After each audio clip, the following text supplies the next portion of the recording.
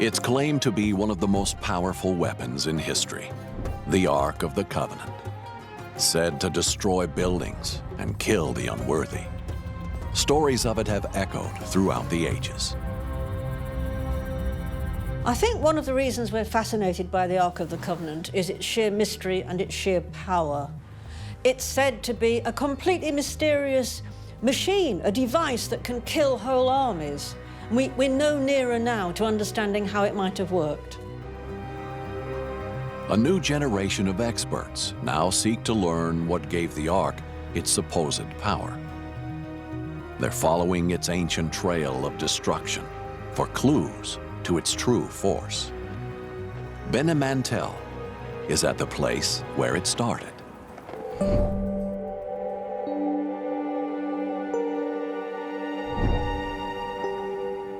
We are overlooking Jericho, one of the oldest continuously settled cities in the world. And this amazing city is situated here because it's a natural oasis that mankind has been taken advantage of for thousands and thousands of years, and one of the most important places when we're talking about the story of the Ark of the Covenant. Jericho is definitely one of the most known sites from the Holy Land. It's a story that every child learns, which has been passed through generations, both among Jews, both among Christians. The story goes that in the 13th century BC, the Israelites were nearing the end of their journey through the desert. Their new leader was Joshua, and he had a plan to take the city of Jericho. Since the Neolithic period, people have been living there and growing crops and having livestock. The surveys conducted in Jericho also indicated its size, suggesting that it was at least a Canaanite city of about 10,000 people. Joshua chose Jericho as the Israelites' new home, but something stood in his way. As Joshua arrives, along with his warriors, he is seeing a city surrounded by massive walls, totally impenetrable, and he's sending 2 spies to go and actually get a good idea and a good look of these fortifications. The spies learn that the walls are too tall to climb and too thick to penetrate, and they're defended by a Canaanite army. They come to Joshua reporting back that there is simply no physical way of charging into the city with its well-fortified walls. But the Israelites have a unique weapon that could help them in battle.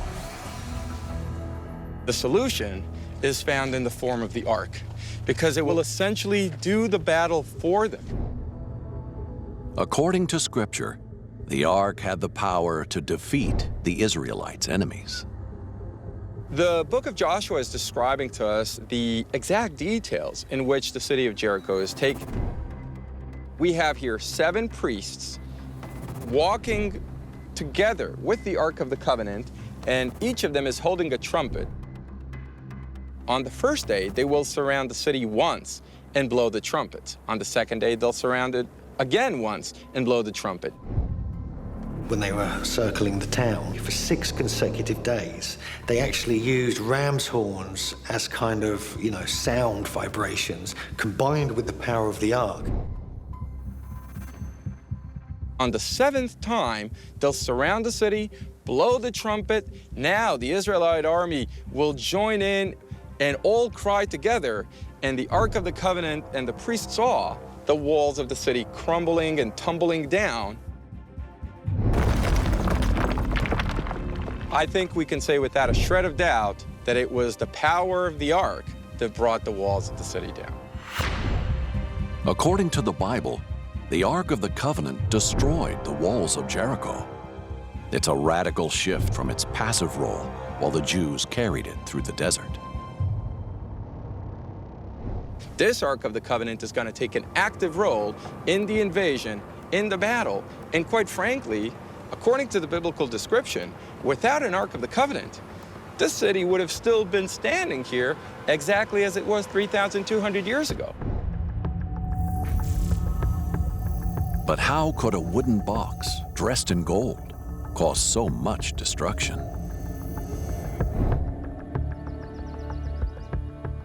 In 1907, two archaeologists from Europe came to the city to see if the biblical account was true. Their search brought them to this corner of Jericho. The site of Jericho has fascinated so many people, and when archaeology becomes a science, Jericho is one of the first sites in the Holy Land to get archaeological attention. They found a wall and it looked ancient, so they said this must be the wall described in the book of Joshua. With the walls seemingly discovered, another archaeologist arrived. His name was John Garstang, and he hoped to find out if the legend of the Ark's power was true. John Garstang was a British archaeologist who decides to return to Jericho again to validate the assumption made by prior expeditions that the walls of Jericho knocked down by Joshua and the Ark. Garstang began digging. Buried just below the surface, he found his clue. He did find a clear destruction layer. He found a big, thick layer of dark ash caused by a conflagration. I mean, the site was burnt in a devastating fire. And his assumption is that it was caused not by human, but by nature. Some devastating earthquake.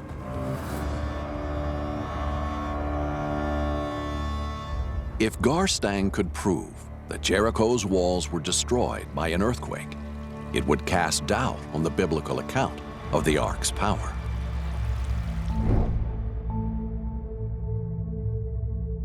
Jericho sits on the edge of the Dead Sea Fault, a 600-mile fracture in the Earth's crust.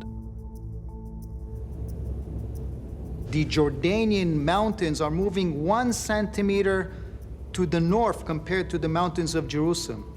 And this tension is released every century or so in an earthquake.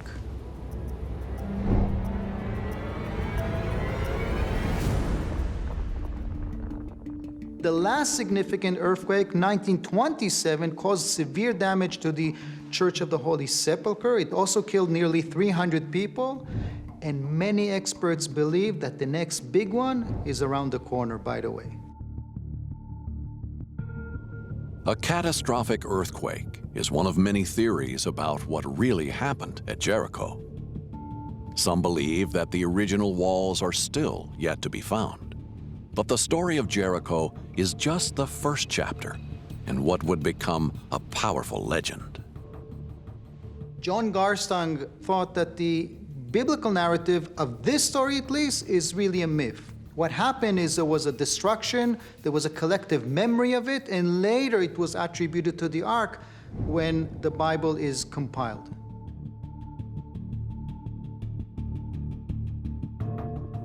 The investigation at Jericho continues. But on the other side of Israel, on the road from Kiryat Jearim, the Ark made another demonstration of its power.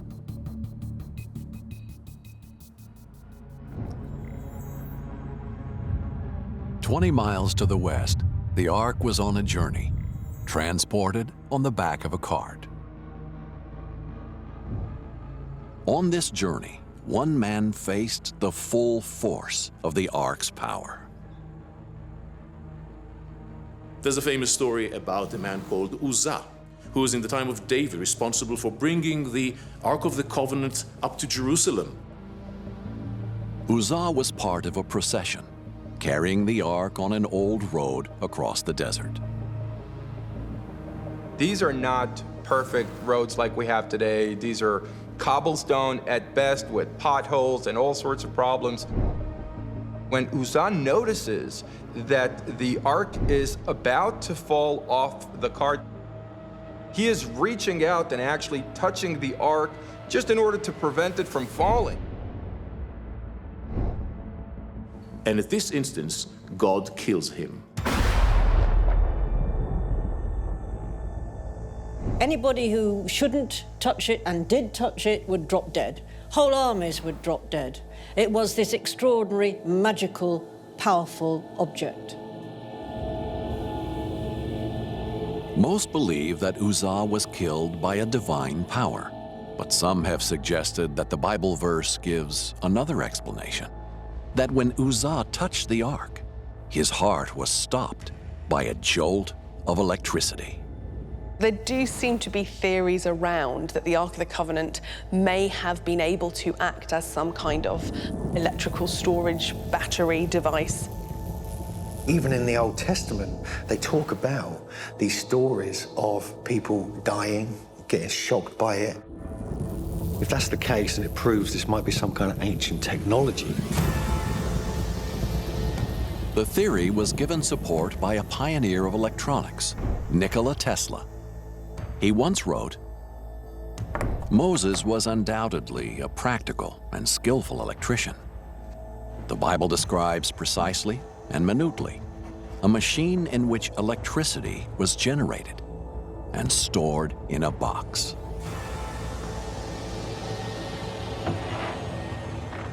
But could the Israelites really have had the knowledge to deliberately generate electricity? Historian Tony McMahon is examining another ancient artifact.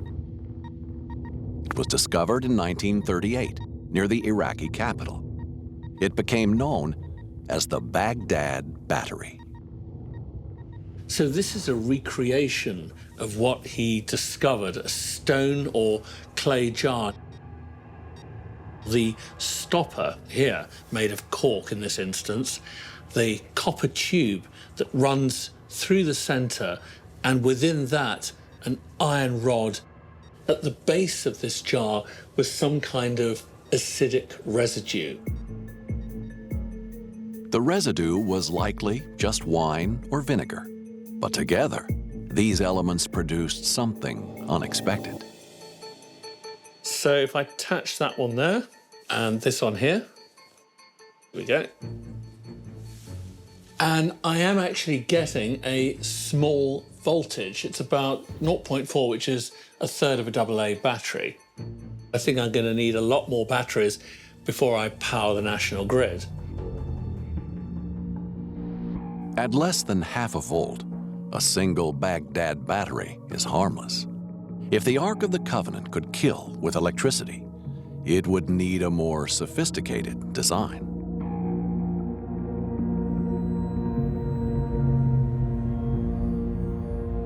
You don't need clay jars to make this work. These kitchen mugs here can double as ancient batteries. And let's see, given that they're all now in series, whether or not we can power this little LED light here. So that one goes on there, and this one.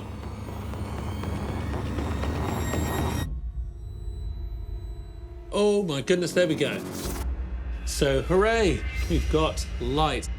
That is 2,000-year-old technology making this LED work. The Baghdad Battery seemingly proved that human beings were generating electricity, intentionally or not, at least 2,000 years ago. But this mystery is far from solved. The only problem is that once you've stripped all of this away, it's pretty rudimentary technology. And if you strip away the jars and the stoppers and the rods and so on, this is like the old trick of making electricity from a lemon. The only problem is that, you know, you're going to need dozens of these ancient Baghdad batteries to do anything remotely useful. But for some, this prototype is evidence enough that the Ark was a battery of a kind.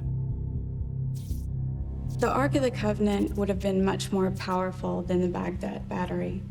And if we look at the design of the Ark, the way it was built, the wood holding the negative charge, the gold collecting the positive charge, this would in turn make the whole device itself a capacitor with increased energy put out through this device.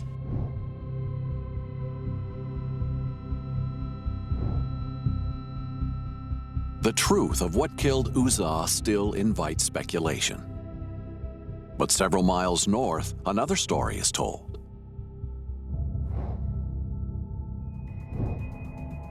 A story about the most mighty display of the ark's power.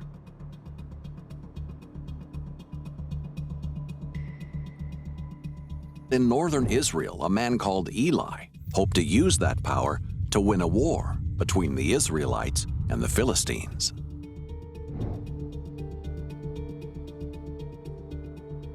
So Eli, the priest, has an idea. Take the ark with you. Take it with you to the battlefield, and you will triumph. God will be physically present with us. There's no way we could lose. He was wrong. They were defeated, and the ark was also confiscated by the Philistines. The Philistines took the ark into their territory. It was an act they would come to regret. When the Philistines are taking the ark, they will put it in the temple of Dagon in Ashdod. Dagon was the Philistine god, half man, half fish. Inside the temple stood his statue. But the day after the ark was placed in the temple, Dagon's statue fell from its plinth. Not only that he's face down, but his head is decapitated, his arms are chopped off. And so they're realizing, okay, it seems like this ark cannot be sitting over where it is sitting in the temple of Dagon. But toppled statues were just the beginning. Soon the Philistines themselves were suffering a curse. It was taken away to 3 different cities eventually, and plagues and devastation befell the Philistines.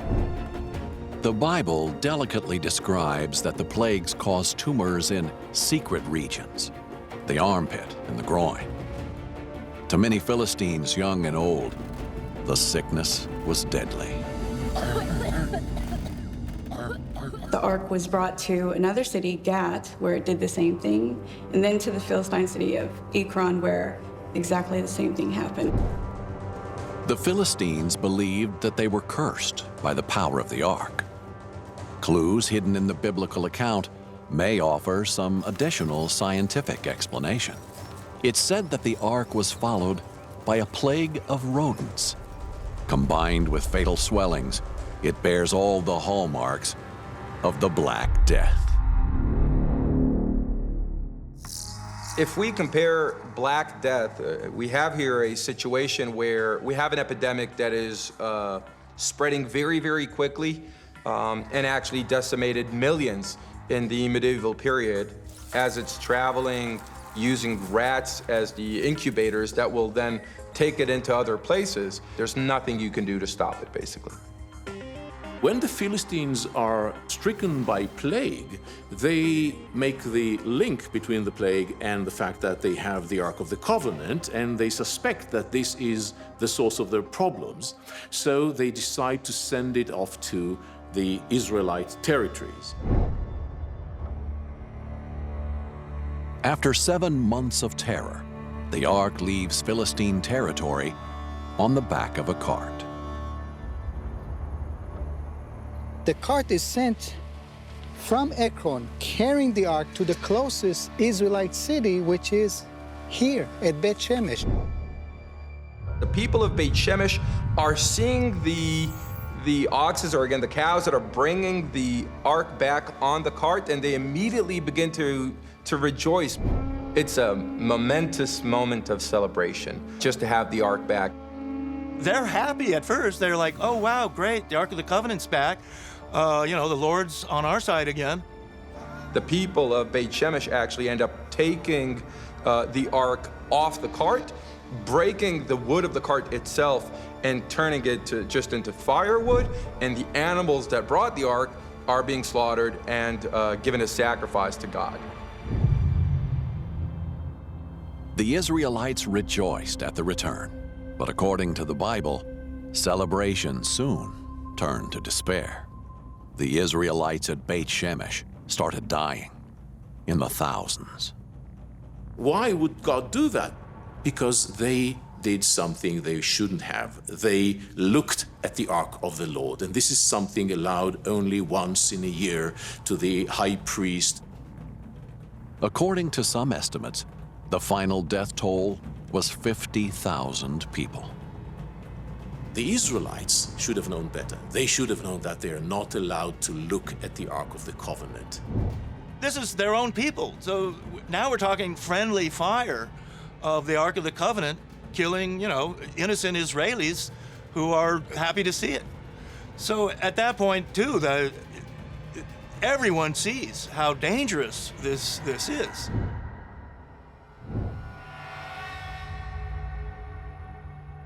For millennia, people could only speculate on what really happened at Beit Shemesh. But Danny Herman is in one corner of the city where new evidence could prove the Ark's almighty power. What might he find? Here you need to be careful. There are sometimes snakes around here. I'm not kidding. If you look carefully, you can still spot here some animal bones. I think I saw one here. Look at this. And there are a few more spread around here. And the study of them indicated that these are kosher animals, the type you could use also for sacrifice. The Bible story says that the Israelites welcomed the Ark by performing animal sacrifice. What do you make out of all of this? The archaeologists dated this to the 11th century, which is the time of the book of Samuel. I told the archaeologists, I came to visit him and said, Zvi, maybe this is where these cows were given as an offering for the return of the Ark. And he smiled and said, yeah, who knows?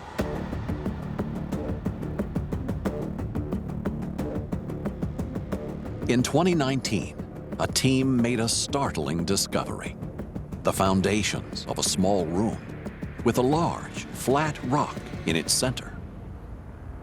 This might be the most significant archaeological discovery ever made in the Holy Land.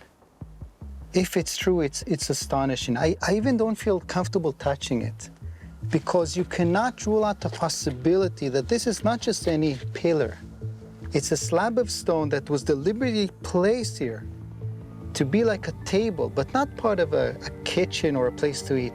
It's part of a sacrificial, holy complex. And it dates to the time of when the Ark was returned to the Israelites. It seems likely there is a huge table that the Ark of the Covenant could well have rested upon. The dimensions seem about right. The structure of it seems accurate. At roughly 50 inches in length and 30 inches in width, this stone table is nearly a perfect match for the Ark itself. Could this be the site where the 50,000 were slaughtered? It also seems that once that temple was abandoned, the Philistines went to some effort to desecrate it. They found lots of animal dung. It was probably used as an animal pen. To this day, you can see layers of dark ash. We even have animal bones here spread around. So all this circumstantial evidence leads me to conclude this could be the very place where the Ark was kept. That is astonishing. That is absolutely mind-boggling to think so. There's nowhere else, anywhere around the world, where you can say with this amount of certainty that this is where the Ark was kept.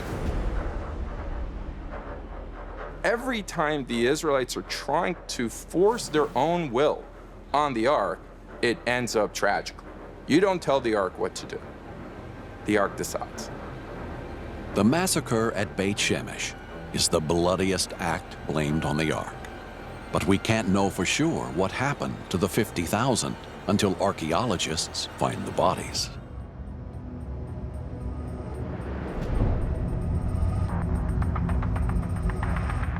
People have sought to find and harness the Ark's power since it was lost 2,500 years ago. The power of the Ark is extreme. You can't even fathom it. It's so lethal. It's on the scale of more than nuclear weapons almost. But the myths of the Ark still have the power to destroy. 20 miles east of Beit Shemesh is a place where 5 people thought they could find it.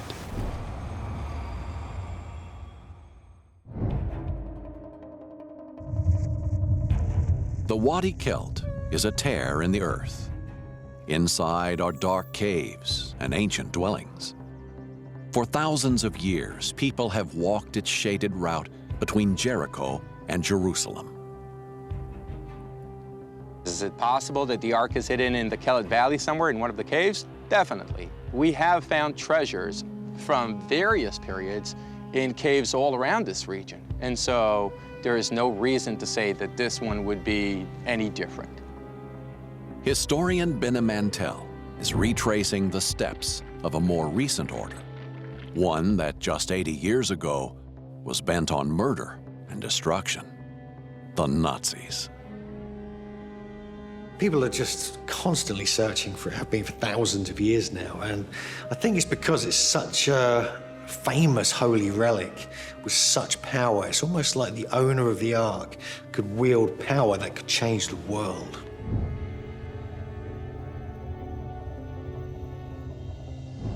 In 1944, Germany was losing the war, and the Allied forces were marching closer to Berlin.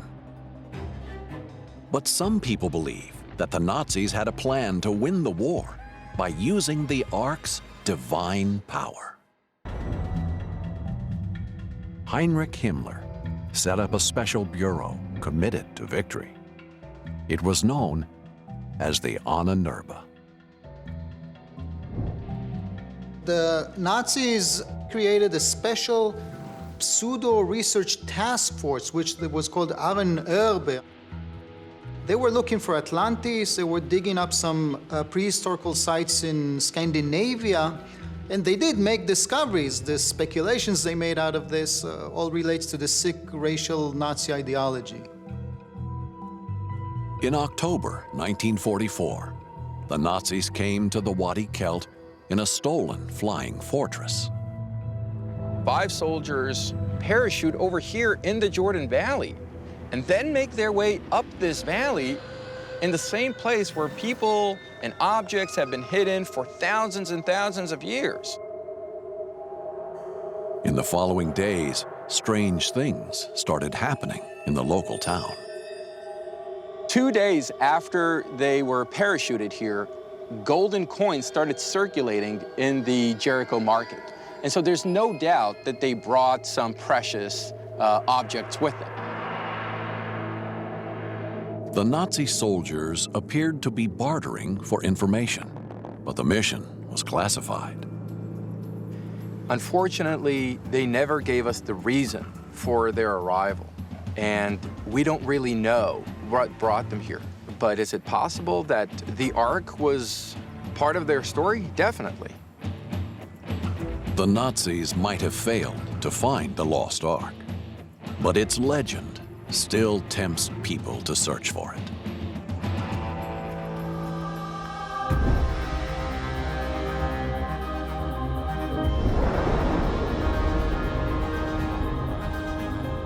At the heart of Jerusalem is Temple Mount. There in 1981, the Ark was on the verge of igniting a holy war. The Temple Mount is one of the most sensitive sites on Earth today. Politically, religiously, the keys to the Temple Mount and to the holy shrines inside were given to the Muslims. Since then, the site is extremely sensitive, and the State of Israel refrains from excavating on the Temple Mount. Archaeologist Dr. Kate Raphael is journeying to the place where the Ark last exercised its power over life and death.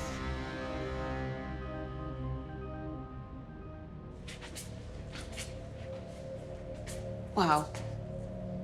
Okay, we've arrived at the Holy of Holies. This is as close as you can get to the area where the Holy of Holies was on the Temple Mount. The Holy of Holies is a place said to reside deep within Temple Mount. It's from here that 40 years ago, the influence of the Ark nearly started a Third World War. If we dig a tunnel about 80 meters straight without curving right or left, we will be directly under the Dome of the Rock today, which is where the Holy of Holies of the First and the Second Temple were. Only special priests can go in, and they have to wear special garments and things like that. And these garments have special, even jewels sewn onto them. It shows you just how dangerous and important the Ark of the Covenant was.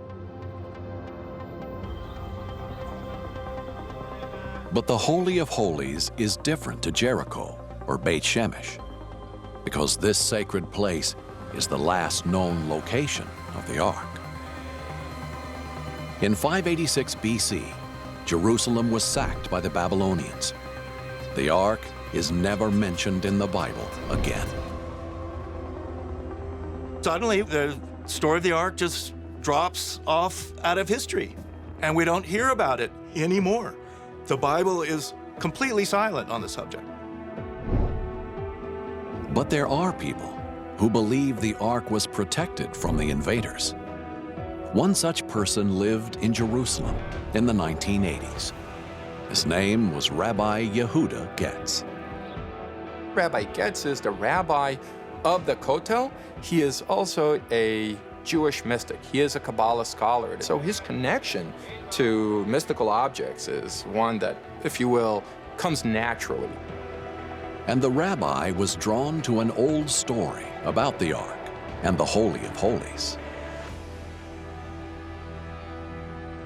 There's a fantastic legend that comes from the Jewish sages.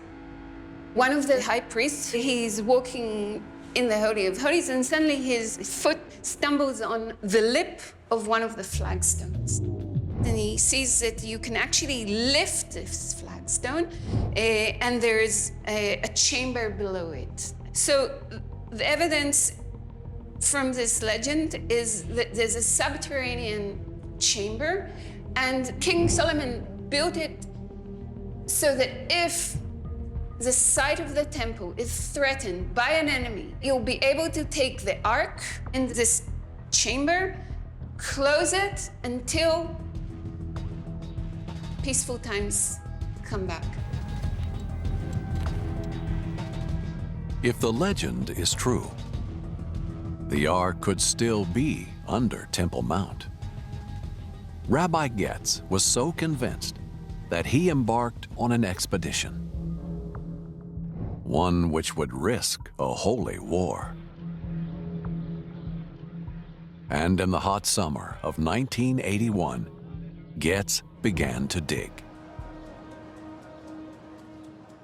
Like numerous millions around the world, Rabbi Getz was a religious person. He's Jewish, of course, and he is as curious as everybody else. He was also a soldier, a lieutenant colonel in the Israeli army, and he decided to take it on himself to find the Ark. He was the one who was doing excavations into the tunnel that's along to the left side of the Wailing Wall. He would have students working with him. He had authority from the Israeli government to keep excavating this tunnel. In 1981, he made a discovery. In the 1980s, Rabbi Getz had an opportunity to dig beneath the western wall from a specific subterranean passage, and these western wall tunnels, among others, re-expose an ancient gate called Warren's Gate. And what he did secretly is simply dig through it. Getz commissioned a small team to remove the rubble at night under cover of darkness. The problem is we cannot dig, we cannot do research today in and around the Temple Mount because of how it is sanctified to the Muslim world. Even though I'm sure every archaeologist and his sister would want to dig up on top of the Temple Mount and find the remnants of Solomon's temple up there. It ain't gonna happen. We are gonna end up with World War III. Getz's secret dig was given the backing of colleagues, archaeologists, and even the state defense minister. Even the Israeli Prime Minister, Menahem Begin, knew about this. Sharon, a lot of the high people in the government, they were aware of the discovery of this tunnel. For several weeks, Getz dug closer to Temple Mount, inch by inch, until the caper was leaked to the press. On August 27th of 1981, an Israeli radio station broadcast the discovery. And this caused an instant furor in the old city of Jerusalem. The broadcast of their discovery alerted Muslims to the illegal dig, igniting a violent protest. A group of Muslim men immediately descended on this area of the Western Wall. They got into the tunnels, and there was actually a skirmish with Rabbi Getz and his workers with these Muslim men. They started throwing stones at them, and then they repelled in and started throwing glass and metal at the rabbi and the workers. Rabbi Getz was armed. He had a pistol on him. He always carried a pistol. And he was authorized by the Israeli government to be there and do all these things. There was a huge fight, a riot. He actually drew out his revolver. Before the confrontation could escalate, Prime Minister Menachem Begin stopped the dig.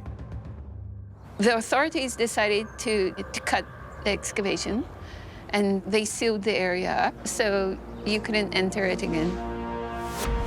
The incident attracted international headlines and came close to igniting a violent conflict. We may ask why more people haven't tried to go and dig under this particular area. It's because basically you're going to get shot. The police are going to take you out, you're going to get put in prison, or you're going to get beaten to death by, religious zealots who don't want any activity underneath their sacred area. In the 20th century, the allure of the Ark of the Covenant is still powerful. But after Rabbi Getz's failed dig, excavation at Temple Mount is more difficult than ever. If the Ark is still there, it's never been further from reach. Since then, we have not had another opportunity to do any research, not that I know at least, underneath the Temple Mount. Understanding the Ark's power could be key to finding the Ark itself. By separating truth from myth, Ark hunters can better trace its journey through history.